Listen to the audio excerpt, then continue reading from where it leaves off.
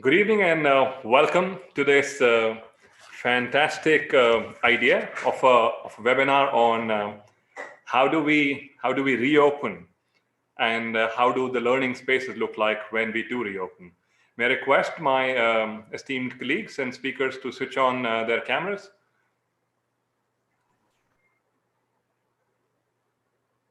I promise you that amongst all the people visible on the screen, I would be speaking the least today.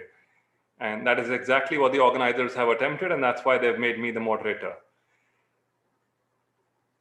Without further ado, the first thought that actually comes to my mind is to be or not to be. In 1603, when Prince Hamlet uttered these lines for the first time, little did Prince Hamlet know that this is a sentence is going to become lifeline for all educators, probably like not just in India, but across the world. It's to be or not to be, to teach or not to teach, to open, not to open for 100% or not. And there are so many to be's and not to be's that we find ourselves engaged with. And only yesterday evening have we got the guidelines of optional reopening of the senior school. So very interesting time and a fantastic topic of discussion as well. We have people from the industry, from education, from residential schools, and pretty much the entire ecosystem. Before I move forward and I give them an opportunity to speak, I want to have an opportunity of getting to know what do you feel on this topic. There are these two little polls that we're running today, and they'll just take 2 clicks. They will pop up on your screen. I request the administrator to bring them up. So how would you like the future of learning to be? What do you think? So let's hear from you, and if you can make a choice.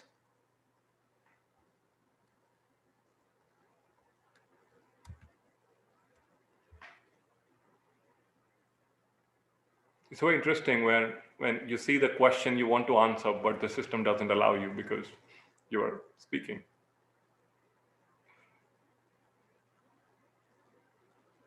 I can 10, 9, 8, 6, 5, 4, 3, 2, 1, and 0. Can we finish this? And there is one more question that's coming up. Can we get that question up as well? Before that, okay, admin. Very interesting. We're saying blended learning, which is a mix of both online and offline learning. That's something that as speakers, all of us can get a cue on, that this is primarily what the mood is. If this was a Kaun Banega Crorepati question, as a participant, you would have known that is the right answer. Can we spring up the next question as well? Which one of the following mentioned education trends do you think will have greatest impact on our teaching and learning in the future?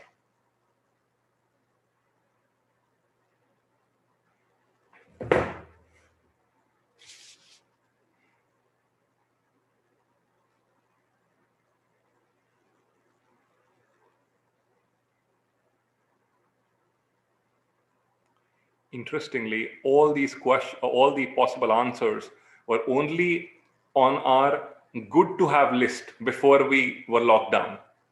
None of them were our essential. They were like, yeah, it's good to do this if you still have time left to do personal learning and project-based learning and collaborative or flipped learning environments. Now, it's so interesting that the 5th, which was our initial design, is not even a question. So 5, 4, 3, 2, 1, and 0. Let's see what the results of this are. We're flipping the classroom at 43% and then doing a lot of project-based learning. Hold on to this thought, people in the audience, because if you would have read the SOP that the government of India has come up with, you would notice that it is not going to be as easy as we are thinking it will be when we reopen. So off we go. I want to jump in now into hearing what our esteemed speakers have to say. Speakers, would it be all right if I actually introduce you when I am putting a question to you? So that way the audience would actually remember what's the context that you are coming from. I would like to jump to Gitika for the first question. Gitika, before you start, like in KBC, where you get time to answer a question, you get a time which has already been shared with you to answer this question as well. And here I have borrowed my daughter's kitchen timer, and I will be using this to hopefully not remind you if you run out of your time. So crisply, if you can tell us, I mean, you are a CEO of a huge group of institutions, the Millennium Group. They have schools across the country now. And I know I will get the number wrong, so I will not attempt it. I would like to request you to share with us exactly how many Millennium schools are there now. And we also know that there's a merger that has happened between the New Millennium and the Millennium. So essentially your total number of entities have doubled up or more. So in such a big landscape, how do you see the network of your schools when they have to reopen in terms of the learning spaces that are going to be now required? What kind of pedagogical shifts would this require? And before you answer this, I know that your schools are in tier 1 cities, tier 2 cities, even tier 3 cities. So there is this wide spectrum of schools that your group organizes. So how are you imagining these learning spaces to move to what is going to be the requirement? Do switch on your mic before you start.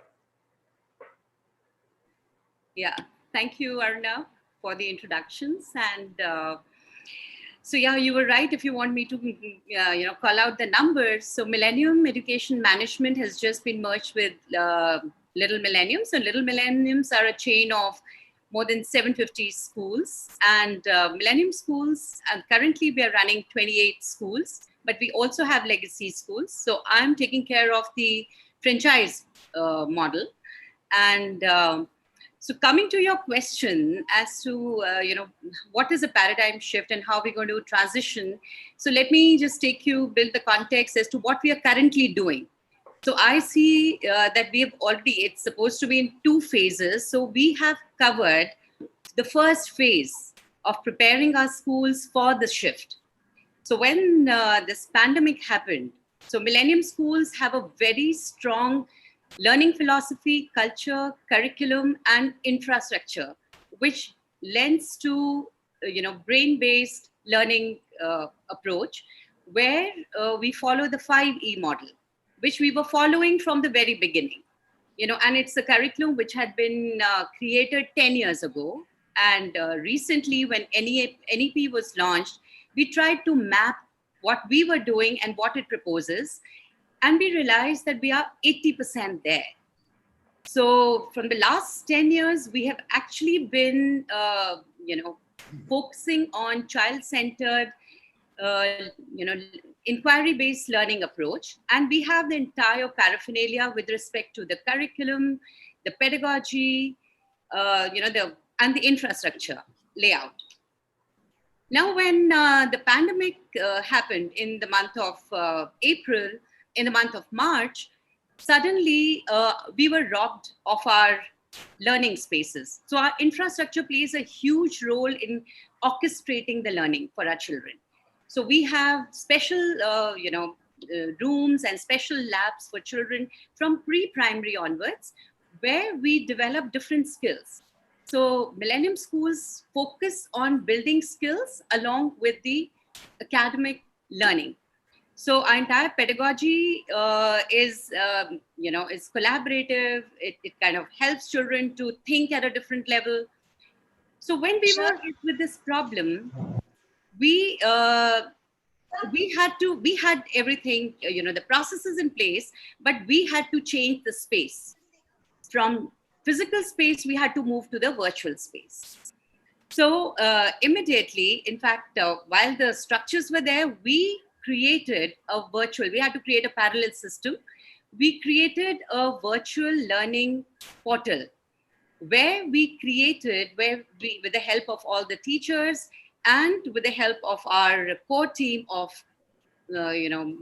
mentors and subject experts, we created virtual lessons which integrated all the assessments, the activities, and it was a model which was being set up for children to take it as his own space. and in his own time. So this was something where the child can direct his own learning, and he could, learn sitting at home. So this was the first thing that we launched in April. And we expect that the children should be able to run it with the help of their parents, and we trained our parents and our teachers on the same. Then we realized that only self-paced, self-driven approach doesn't work, because you need the teacher's intervention, and you need that face-to-face interaction with the teacher on the virtual mode. Then we connected with the Microsoft. We kind of, got onto Microsoft Teams, and we created another platform for the teachers to connect with the children. And so it became like a hybrid approach, where the teachers were connecting with the students on helping them assimilate whatever they were learning through the learning portal. And on the other hand, the children were also given tasks which they would use the learning portal at home at their own space. So, and the assessment. So this continued for 3 months. And in the month of July, we also launched the virtual assessment tools for the children, where we use and it was driven centrally because we wanted to know whether children were learning or they were not learning. The teachers were doing their own assessments. They were doing formative assessment with the help of WhatsApp, with the help of worksheets, which they would get. So by the time the teachers got comfortable with Microsoft, the virtual synchronous model, we launched this assessment in the month of July. And it was so heartening to see that the children were able to actually take on, they had graduated to that level where they could take on a virtual assessment, online assessment, and we were able to collate the results and share it. So in terms of transitioning from the physical space to the virtual space, we have tried this. So we are in the process of making teachers comfortable in taking this forward, because they need to be skilled, reskilled, and mentored all the way to become comfortable with creating a virtual classroom for the children. Now, when the schools reopen, we've also rolled out our approach, which is a blended approach. So we expect that we will be we'll be expecting only 33% of our children to come to school at one point of time. And it would be for 2 days in a week, where the space will be used for helping children connect, because what they're lacking right now is a socio-emotional bonding with the teachers, with the children. So that is one aspect which is, while they are learning, cognitively, but then it's the emotional aspect which is being left out. So and that approach also, where we would have the same, we would have a repository as for the children to continue learning at home, because it has a complete plan. It has a day-wise plan, and it has all the material, and children have their own books also. So we have our own books to which these lessons have been completely mapped. So children do not miss out on the experience of that 5E. So we have said that the child would get engaged, he would explore, he would explain. So all those stages of learnings are being carried forward, even on the virtual mode. Now, when the schools reopen, then I think the only opportunity we'll get is we'll be able to connect with the children, and, keeping the social distance in mind. And so all the other systems are more or less, so we will continue with our, it'll be like what the poll also said, that it is going to be a blended approach, and it is going to be like a flipped classroom plus inquiry-based learning. Now, how the teacher is going to use different tools. The child can be given a problem at home. Now, it depends, because every subject, every lesson has a different, because it'll have a different purpose, different objective. So all the lessons will be created accordingly. It'll not be one shoe fits all. I'm gonna come back to you. Hold that thought there. Yeah. And I will pose another more complicated question, and then ask you exactly how are you planning to do what you're saying you're planning to do. Because we've been doing this. So we are doing this already. The virtual. I'm going to come back to you on that question. and hope to hear some more from you. Sure. Before I move forward and go to Mr. Samir Joshi, I have a housekeeping announcement. So the limitation of this panel was only 500 people, and we were 500 people at the minute that we started. And there are a lot of people who are queuing up to get into this. So I address specifically the audience who's with us. There would be, and I also request the admin to please put the social media links back again. And I request the audience, if you can share this on your own timeline, we might be able to have more people access this webinar live. So the admin, would you just once again, please put the messaging there of exactly what our links are. Right. So thank you for that. Yeah. The next person I have is somebody who is from the outside. He doesn't go to a school for a living, but he heads workspace research and ergonomics at Godrej Interio. I'm speaking about Mr. Samir Joshi, who's also the AVP for their marketing space. Sir, my question to you is simple. I'm sure you're observing what schools will be needing going forward. In your world, what are some needs you're imagining or requirements that schools will have as they reopen? Some that we might not have realized so far. Good afternoon, Arunab, and thank you, all of you, all the panelists here, and all our viewers for listening to this. That's a great question, Arunab. We actually did a survey of more than 350 students, plus parents, teachers, to understand what exactly is their attitude to online learning, as well as what are they expecting from the space, from the school space once the schools reopen. You will be astonished to know that almost 35% of the parents, 33% of the parents said they don't want to send the children back to school. So there is very, very high anxiety with respect to safety.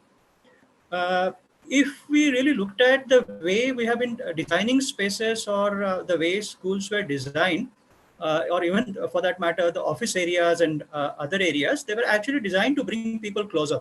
They were not designed to sort of keep people apart to stop spread of infection. So post this outbreak, once we reopen, we definitely need to rethink the way we occupy that space. And that's coming out very, very strongly.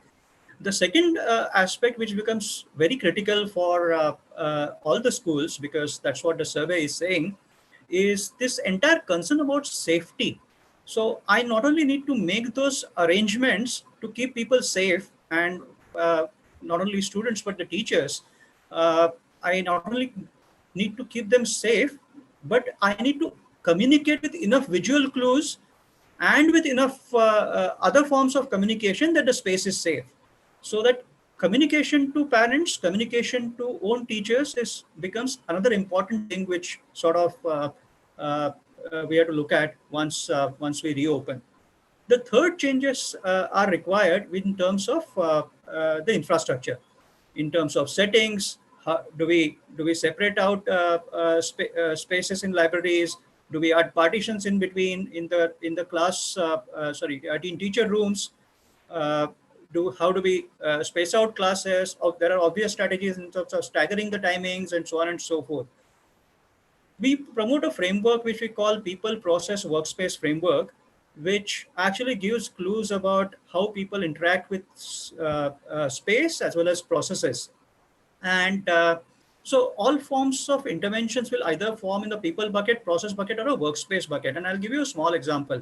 There is a lot of recommendation that at the entry, one needs to take temperature measure and then screen for that. That's an obvious thing which has been done everywhere, be it airports, offices, everywhere. That's a first check, temperature check. What happens if somebody is found with a higher temperature? What are my protocols? So that falls on the process. Will I isolate a person? Will I have an isolation room somewhere on the premises where I can send a person there who is sort of found to be having a temperature, or do I sort of send them back, or do I send them to hospital. So there are those processes needs to be defined. So one intervention in the workspace will be definitely you need to have an isolation room, some workspace such intervention, process in terms of defining those protocols, and people in terms of communication. Look, uh, you need to stagger the timings, because if so many children queue up for temperature check, the social distancing at the same time, if things open, it's not going to be possible. So the people, process, and workspace interventions is another big requirement which will come up. A simple guideline which all of us know by now, we have got used to it, that everybody wears a mask. And but when you're eating, you're not wearing the mask. So what do you do with eating? Do I encourage children to go out and sit outside and eat in the open area? They are spaced out and not in the classroom. So you require such guidelines. So that's one intervention in terms of reopening. There is a larger piece in terms of how do I take care of health and wellness of the teachers. And so there are a lot of issues there which require some sort of intervention. So what we have done is we have sort of summarized all this in a form of a white paper, which is available in terms of the possible interventions which are emerging as a critical needs for the schools, both for online as well as on campus studying. Right. Thank you very much for those responses, sir. I think that is pretty much the coupling that schools should be looking at already. It's interesting that you talk about the handheld scanners, and it was only today that we were trying to approximate how many we will need and how many lakh rupees of spend are we looking at. And we as a school may be in a position to make that expense and buy them, but it may be challenging for many schools out there. So while the SOPs talk about it, how would it actually happen is something that is still to be seen. Before I go to Dr. Swati Popat-Vats, I want to go to Pooja Maurya. Pooja Maurya is listening to us right now. She is a kindergarten teacher. And Pooja says, Dr. Swati Popat-Vats is my ideal. Pooja, I want to tell you, she's my ideal too. Dr. Swati Popat-Vats is the president of Podar Education Network and also the founder of the Early Childhood Association, and many, many other initiatives in the early years space in the country, trying to get these young children their due in policy, in brain space, and in physical spaces as well. Dr. Swati, before I ask you your question, I'm reminded of this forward that I got where a child has just come back from school and the father is asking the child, "This is not the mask I sent you with." And this child says, "Well, yeah, it is not. It's so much cooler. I took it from Sachin and Sachin had taken it from Rohit." So with 5-year-olds, how are you planning to regulate their movement? How are you planning to keep them safe? And once you answer this, you may want to go back to the Q&A slide as well, where Pooja has a question specifically for you, though it's not direct context to what we're discussing here. So your question is, how are you planning to regulate 4-year-olds and 5-year-olds and not having a mask exchange? Yeah, it's going to be the new normal. I mean, a lot of people say this is the new normal. This is not the new normal. The reopening of schools and educational institutions is actually going to be the new normal, because school as we knew it is now not going to be a reality. A new kind of a school is going to be a reality. Now think about it. Children are not used to sitting in one place for the last 6 months, because even when online is going on, they can sit how they want, they can sleep and watch, they can move around. Now, when they come to school, there's an expectation from children to sit, and especially so from the teachers, because they will be worried about social distancing. So they will be constantly telling children to sit. Now, are their sitting spaces going to be comfortable? How are they going to be arranged is going to be something which is going to be the most important thing that early years classrooms actually are going to be dealing with. If you see research of countries that have opened up, it's the bubble format that has worked for them, where you put a group of children and a teacher in a bubble, not a virtual real bubble, but it's called a bubble. because they stay together the whole day, they do all the activities together, and they don't coordinate or mix with another bubble. We have centers in UAE, and we are opening this month. We've now been given permission to even open our earlier centers. Even there, the same format is being followed, a format of a bubble. Now, I'm a little worried about Indian classrooms. We have large number of children in our classrooms. It will mean that only some of them can attend on certain days of the week. And to maintain those children into that bubble, and to ensure in that bubble of 12 or 15 that they don't exchange things, that they don't use each other's water bottle or each other's books, is going to be a very difficult task, especially for that early childhood teacher. And that is where all we can do is ensure that A, the training of the staff is very clear, and they don't become too obsessed with a lot of things which would ultimately stress out the children. B, parent partnership becomes very, very important.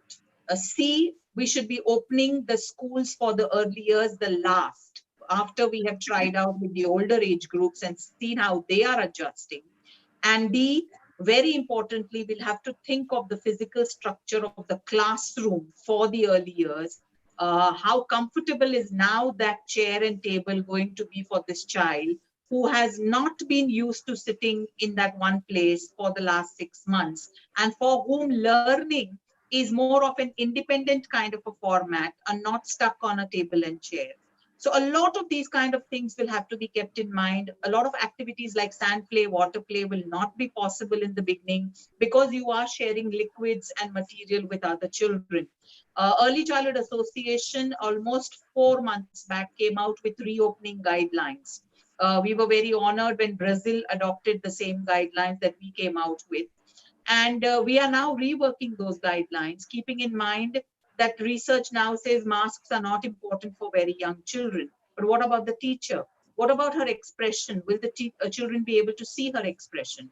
How do we ensure that parents are happy, calm, and reassured about the kind of arrangements in school? Because if you think about it, we are saying we'll take temperature with a thermometer. These thermometers look like guns, and you're pointing them at the forehead of a child every day. Number two, we are saying we'll sanitize hands. What about furniture? What about their uniforms? What about their bags? What about their comfort, basically, in and around the school? That is going to have a huge impact on the children, because for the first, I think, a couple of months, there will be no learning happening because everybody is going to be so obsessed. Ye mat karo, ye karo, ye mat karo, wo karo. All the focus is going to be on that. So I think what we will have to move into is getting parents and children used to virtually to get used to a physical classroom, which means we will have to start talking to them virtually, start showing them pictures of what the physical classroom is going to look like, maybe have some role play virtually on how you will do things in that physical classroom, etc., etc. That's the only way to go forward. You didn't expect me to stop? Thank you very much for that. Schoolboy error, I was muted.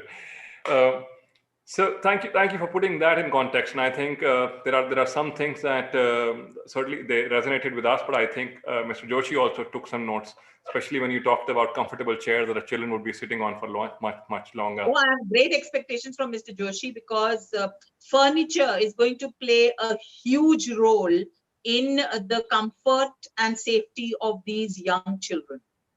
I couldn't agree more with you. And I want to go to Mr. Himmat Singh Dhillon, who's the headmaster of Lawrence School in Sanar. Sir, I think your parents named you for a reason, for the responsibility that comes upon you as a headmaster of a very prestigious residential school. While as day school leaders, we know our challenges, but we also know that 6 hours later, this child is going to go back home. The responsibilities of a boarding school are much more. And organizations such as yours that have been around for 100 years or more, how are you planning to sort of relook at your maybe the accommodations or the common areas and spaces in which children are basically left free.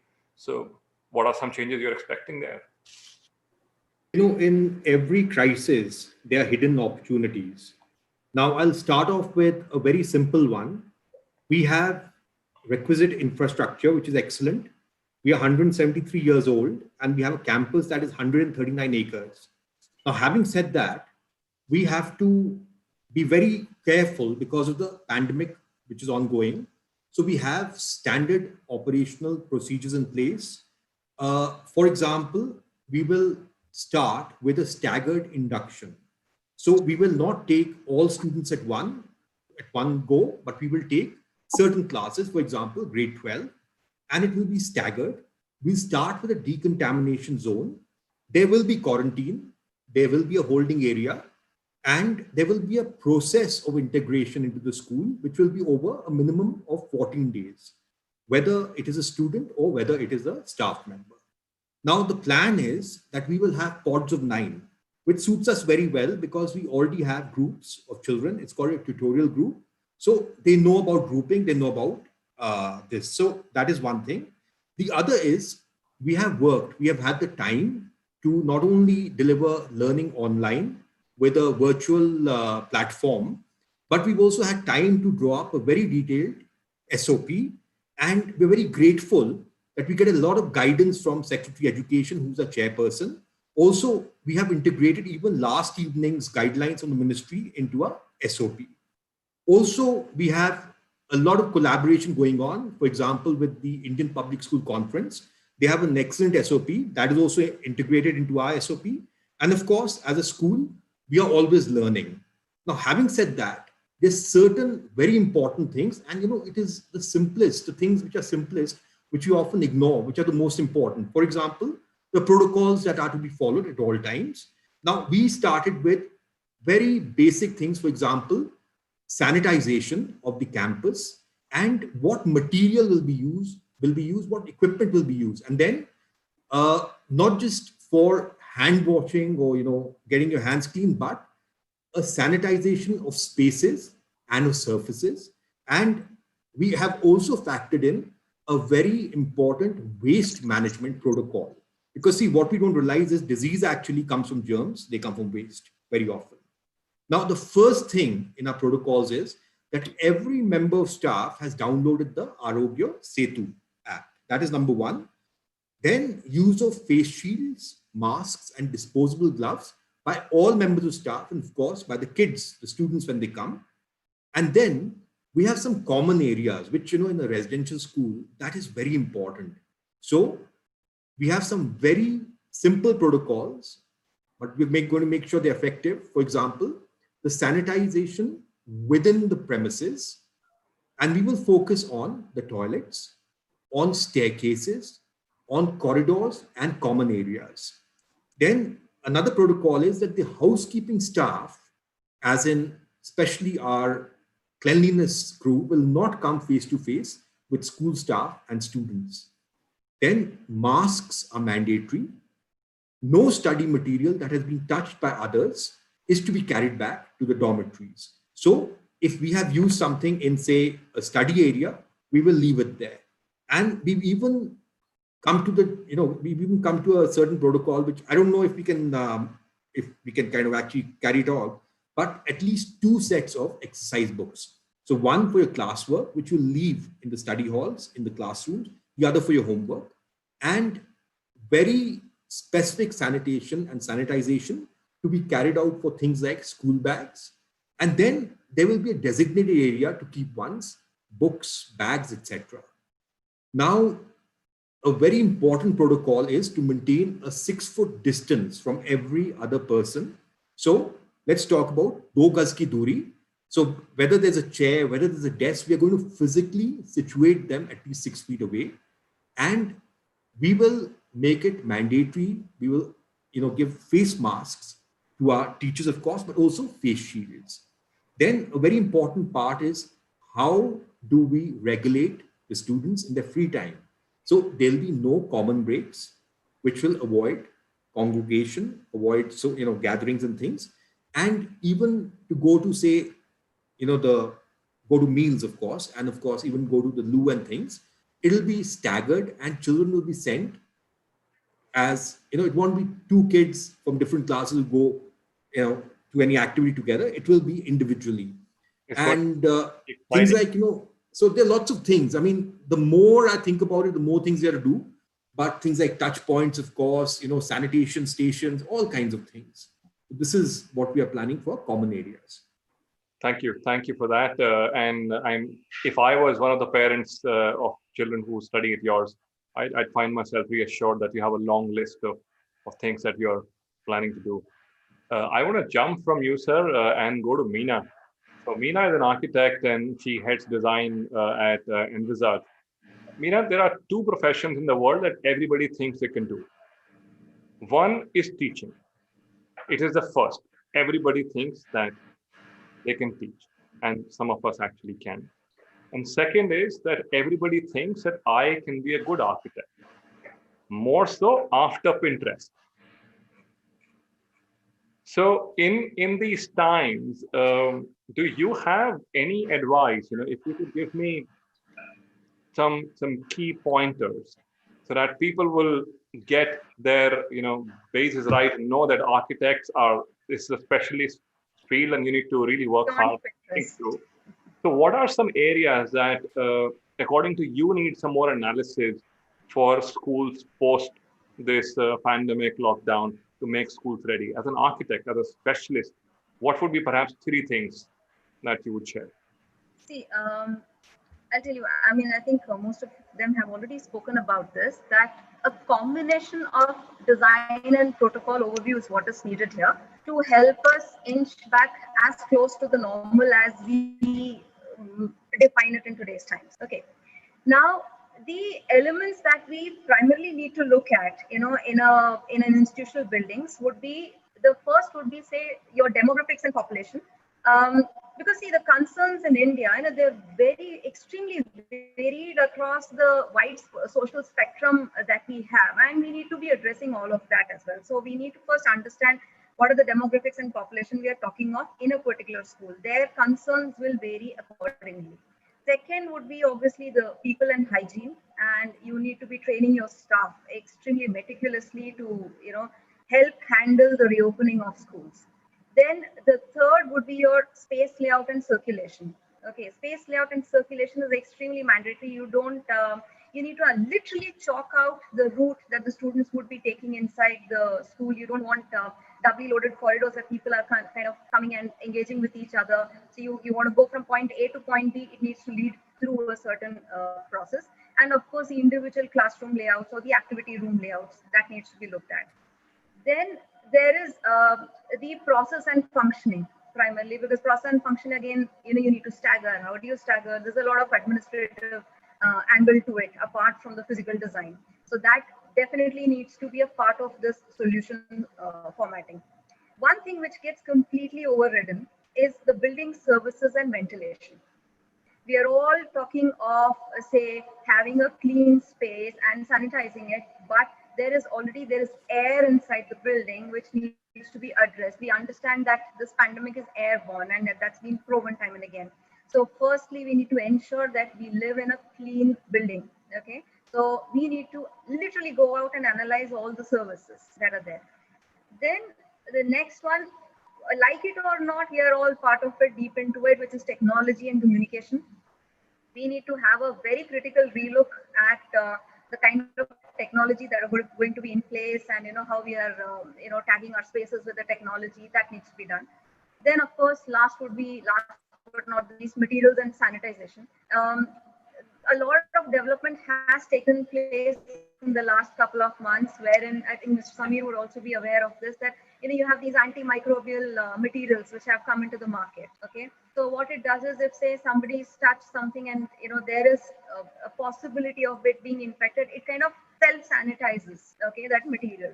So there are certain materials that are extremely vulnerable, like for instance, stainless steel, which we never even gave a thought to, and it was one of our preferred materials for, say, doorknobs or anything. That has, germs stay on it for more than 72 hours. Okay, so there are these materials which we don't even know, the kind of germs that they're carrying. So we need to look into all of that. basically what I'm trying to say is we need to get a building health audit done.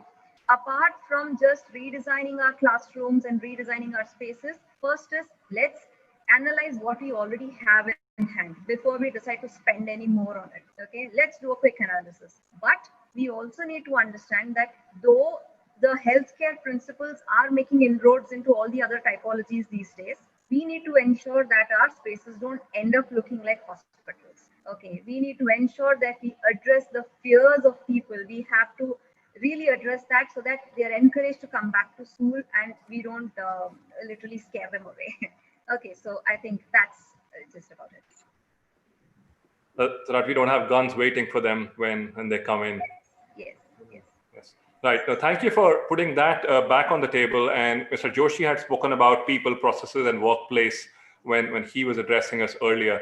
I want to go to Gitika. Gitika, you had spoken in your answer about people and processes already. I'm going to give you a brief question. If this was on the question paper, it would have been a 1 mark, 4-line answer. I'm mindful of the time and I want to have some time to take some of the audience questions up. So a very brief response to this one. We're speaking about how the construct is going to make a sort of straitjacket us in terms of what we can actually deliver to the child, and Himaji also spoke about it. So how in that straitjacketed space are your workplaces or your classrooms going to deliver collaboration in a situation where your children are not even supposed to sit facing each other in this time? So do you have a plan? And if you don't have a plan yet, what is it that you're thinking? Brief response under 1 minute. So we see collaboration. One is a physical collaboration where you interact. The other is your thinking. If the child is able to kind of, share thoughts, collaborate, connect with the ideas, exchange views. So we are looking at that kind of a collaboration also, because that is what actually makes learning happen. So while the child is studying at home all alone, when he comes to the schools, there would be U-shaped, learning spaces available to us, and that is something which we use for all discussions. Now, children can be put in, so we can do permutation combination because the number is going to be less, and training, I think, would hold. How do we train children? How do we train teachers? That is the bottom line. Because no matter how many processes, guidelines we share, but the minute we have children in the school, it is very, very difficult to kind of, envisage how we'll be able to control. So that is the reason, like, we would like to pilot with the senior lot and then gradually move down. And for the senior lot, your V-shape, learning space or furniture or a U-shape works very well, where they can exchange ideas, share views, discuss, assimilate learning. So there's a lot of focus on thinking at our front. Right. Thank you. Thank you for bringing that up, which takes me to one step higher level. If this was Mario, then I was closer to getting into the castle now. Swati, 3 advices, specific pinpointed advices that you would give out to people who are engaged with the early years. If I was running an early years facility, often called pre-primary school, what would be your top 3 advices for me? What should I be doing, thinking right now? 1 mark. You're still muted, Swati. Yeah, that's the new normal.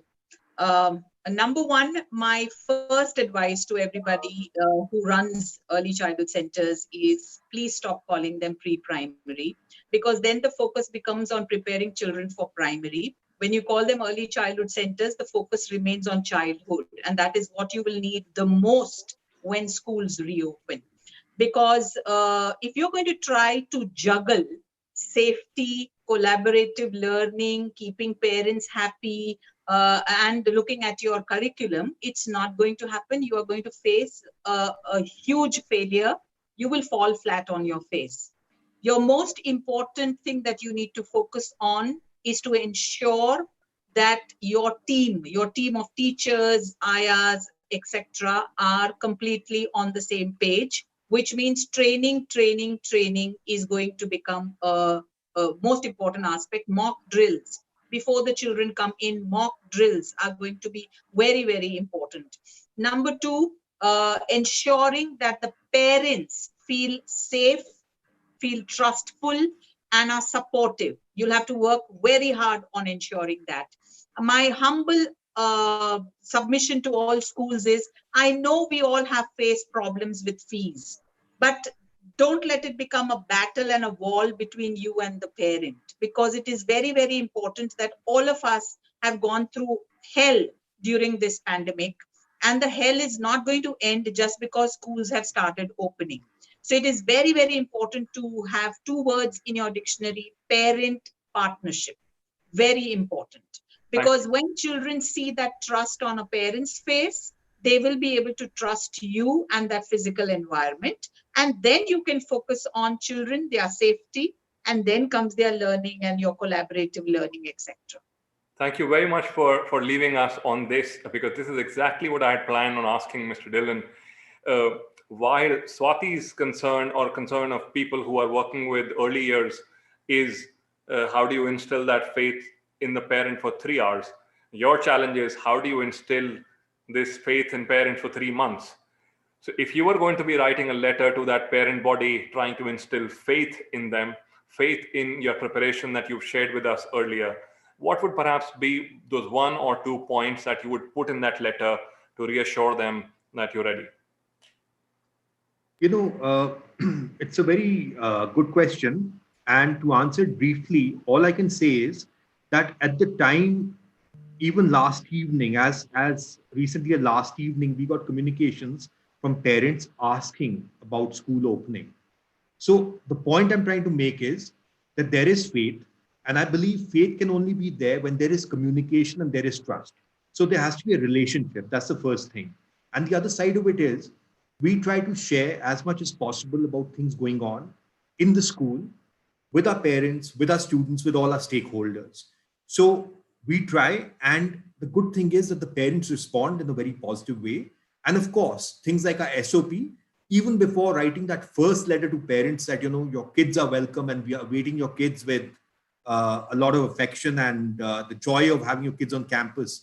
Well, we are going to share the SOP first, and we are also going to invite our parents. Please tell us what more we could add.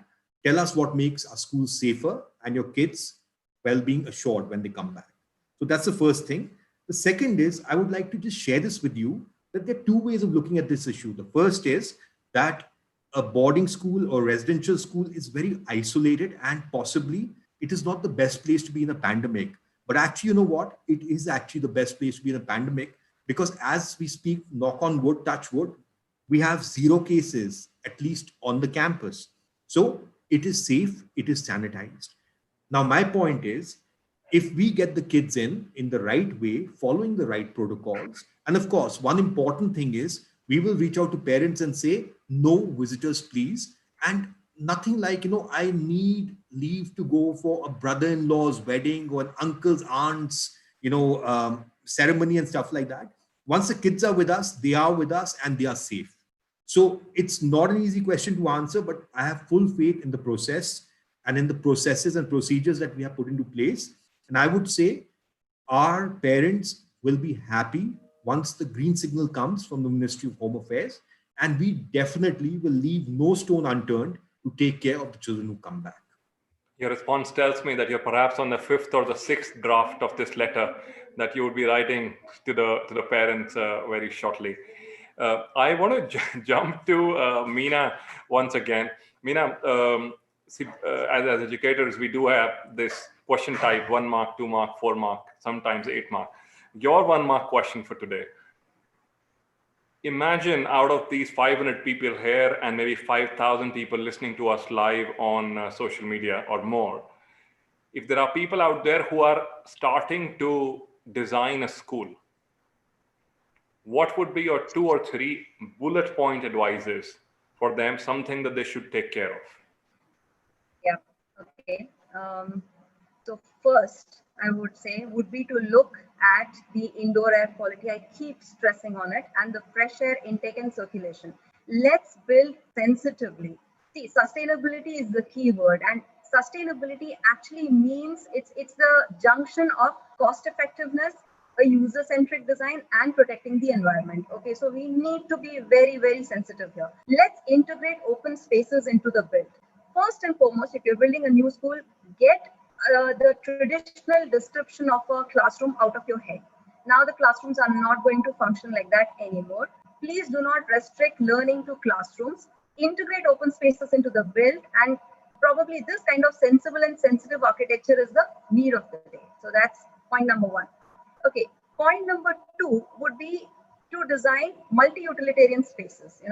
Instead of allocating a space for a function that's going to be used only for say 20% of the time, according to the timetable, make it adapt to other functions as well. In times of these social distancing, we need more space. Okay, we can't go on building more infrastructure. We understand there's a financial restraint also that's in place right now. We don't want to spend more. We need to make our spaces safe. Okay, so you could install folding partitions or accordion doors, which kind of separate or segregate space according to usage. That's point number two. So basically, flexibility is going to be the new buzzword in school design. Then, of course, as I previously mentioned, the antimicrobial materials that need to be incorporated. The third is something that we've gotten thrown into the deep end of something, and that is technology. Schools may have taken a technological shift in teaching and administrative methodologies, okay, on a survival measure currently, but a major part of this shift is here to stay. I mean, we need to understand online learning and tech tools will continue to be a part of our lives, though probably in a modified format and maybe in support to our traditional teaching methodologies as well. And who knows, maybe the virtual sessions could take us beyond your full-time student body as well. I mean, imagine, say, one of you have a very good English department. Okay, maybe there are takers outside the school where they don't have access to these resources, wanting to come and join your English classes. Why not? Why not? Meena, we've lost your voice now. You've muted yourself. Yeah. But I want to take to Sameerji. That's it. If you sum up what you were just saying, then I want to go to Sameerji. So basically we need to incorporate technology also very well into our system, and let's be adaptable. Let's be prepared for change. Let's not talk about what used to be. It's time that we let go of that and look at fresh perspectives. Let's take this as a fresh start. Thank you, Meena. I think that is one thing that we are sure that we need to be doing. It's not a like to do situation, it is a must do situation that we find ourselves in. But Meena talked about changes. Mr. Sameer Joshi, my question to you is, what are we expecting from companies such as Godrej Interio that Swati has so much of trust on? So what are we expecting from companies such as yours?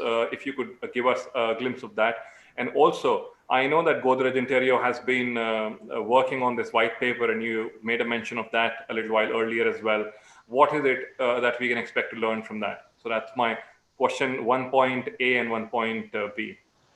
So with a paucity of time, I'll try to quickly cover. I'll just add to what Meena has said. I think flexibility is the key, because we are in new normal, and when you invest in new facilities, they are going to outlast the pandemic time frame, which is 12 months to 18 months, and we are going back to normal, so as to say.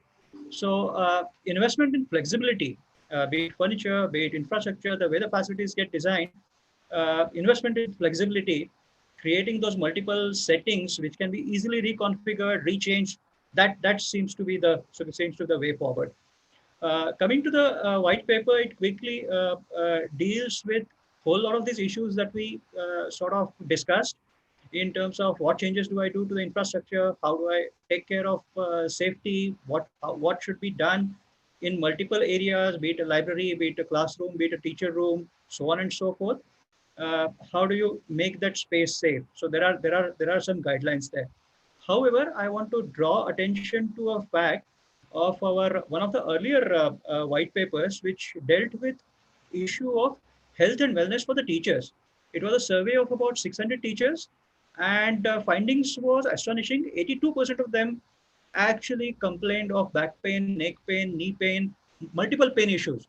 A lot of them were standing at 5 hours at a stretch, and so on and so forth. So there are multiple issues. The way we do the facilities, I think we need to add that extra dimension in terms of health and wellness. How do I create facilities which will sort of help people with their health? Allergies, with still places where a lot of writing is done on a blackboard with a chalk powder and things like that. A lot of teachers are reporting allergies. A large class with the 80 and 90 students, you really need to exercise your vocal cords for a long extended period of time. So you require certain mitigation. So I would say health and wellness is another important area. In fact, during this pandemic, during this online learning, I think few things came out very positively. People were safe. They were at their respective locations. They learned. Students, 85% students were happy with online learning. They were learning. There was increased transparency because parents are sitting next to the children to see what teachers are teaching, whether my student is able to understand, my ward is able to understand or not. So increased transparency. They as one of the teachers put, uh, adopting technology was not a big challenge for students because they are very adapted it.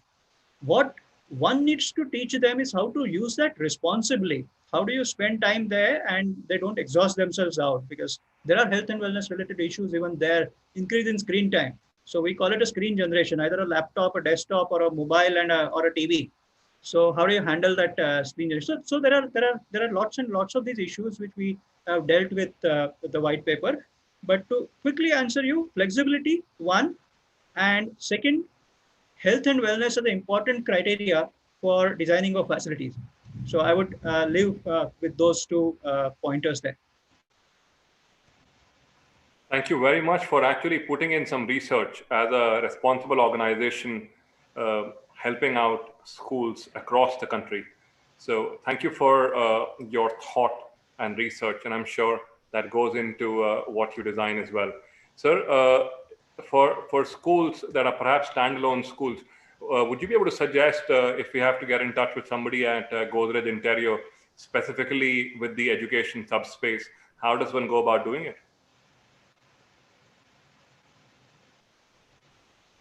Sorry, Arnav, you need to repeat that question. So if I have to reach out to somebody at Godrej Interio, specifically with regards to educational projects, how does one go about doing it? Just contact. Just go to the website and put a contact list, and we are there to assist. We have a special team which handles workspace research for schools, and there is a special team which sort of assists schools for the infrastructure. Well, that's good to know, sir. While we are speaking about contingency plans, Swati, I want to come to you. There is a question that has come up on our Moshmi Chaudhary has asked this question. If there is a child who's found COVID positive, what is it that the school should now be doing? While we've done all our preparations, but 1 in 1,000 can certainly happen, can't it? Two things need to be mentioned here, that there will be such cases. So giving you an example of UAE, what they have said is that if one child is found positive, the bubble, entire bubble, which I explained on the chat also, will be quarantined, but the school will not stop. If more than one child is found positive in the school, then the school will be closed for a period of quarantine. So I'm sure our government will also come out with guidelines on this, because I would urge schools not to hide these things.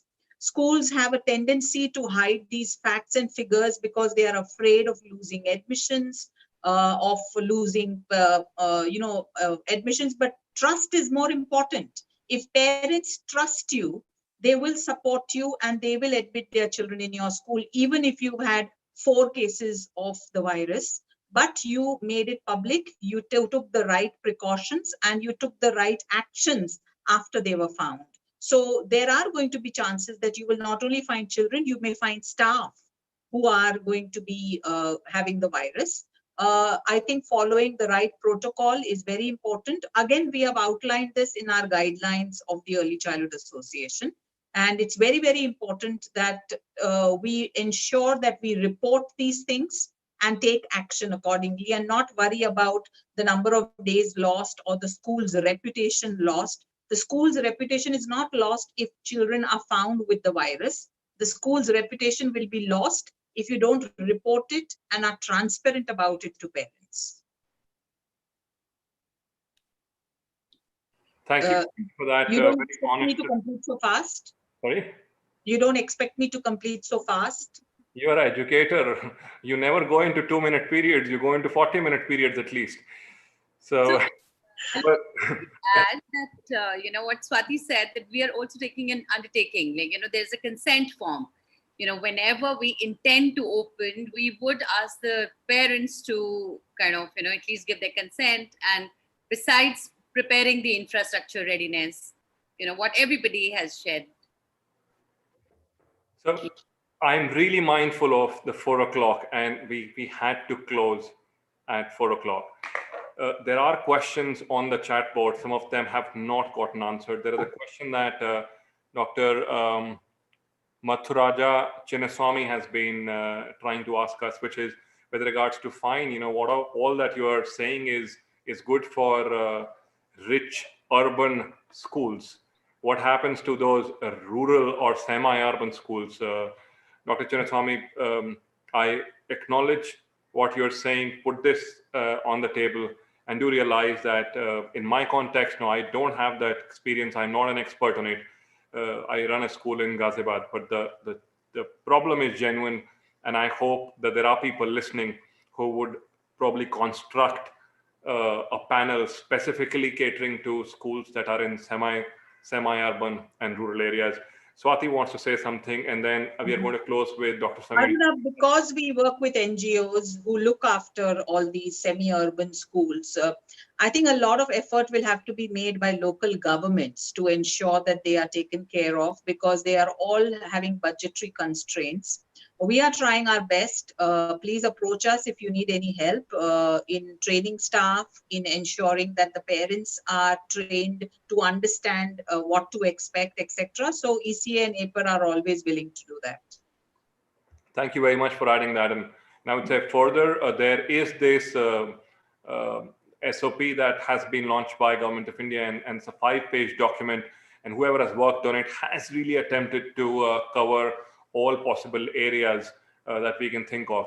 Do have a look at what they're suggesting, and they're actually making suggestions which would span across the different geographical locations that we are in and the socioeconomic blocks that we are catering to.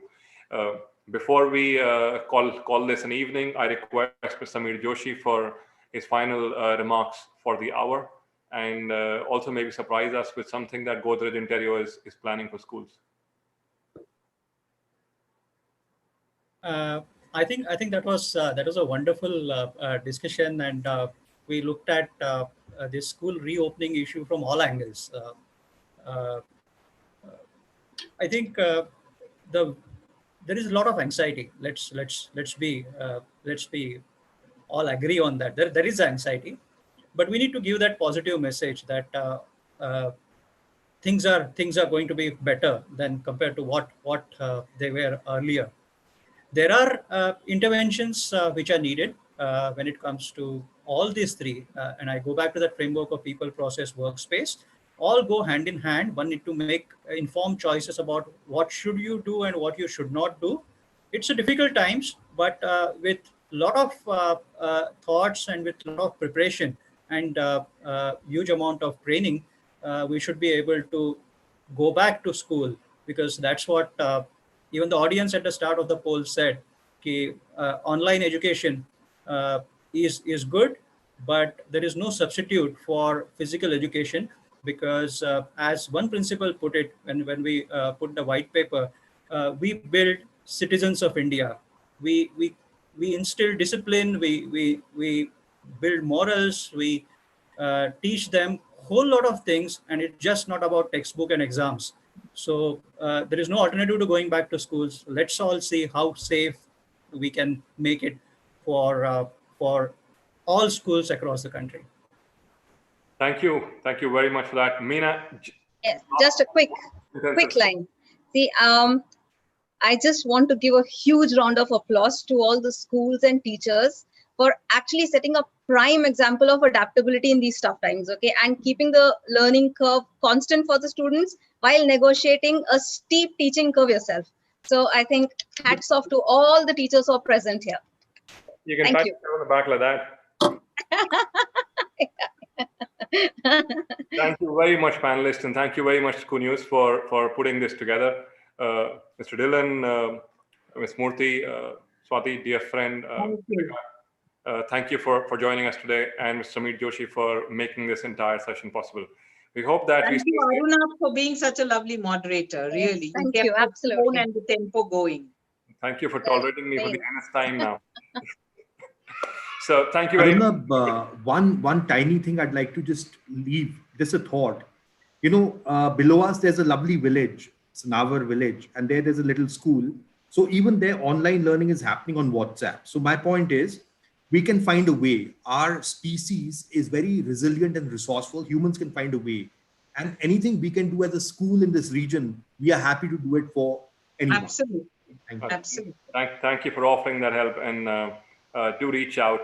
All of these people are fairly famous people, and you search their name on Google and it springs up with their contact details. Thank you very much for your time today. Hope you have a fantastic evening ahead. Good day. Bye-bye. Thank you. Thank you. Thank you.